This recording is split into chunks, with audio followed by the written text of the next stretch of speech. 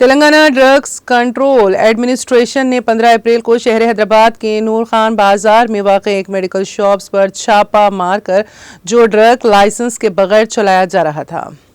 Drugs control کے عہدیداروں کی جانب سے میڈیکل شاپ کی تلاشی کے دوران عادت پیدا کرنے والی دوائیں جیسے الپرازولم گولیاں اور کوڈین سرپ میڈیکل شاپ پر پائی گئیں۔ بتایا گیا ہے کہ میر حسین حیدر رضوی جو غیر درست ڈرگ لائسنس کے ذریعے مذکورہ احاطے میں NAJM فارمیسی کے نام سے ایک میڈیکل شاپ غیر قانونی طور پر چلا رہے ہیں۔ چھاپے کے دوران DCA افسران نے 36 اقسام کی ادویات کا غیر مجاز ذخیرہ جن میں عادت بنانے والی دوائیں، اینٹی بائیوٹک، اینٹی السر ادویات، کھانسی کے سرپ اور دیگر ادویات شامل ہیں، احاطے میں فروخت کے لیے رکھی ہوئی پائی گئیں، ضبط کر لیا ہے۔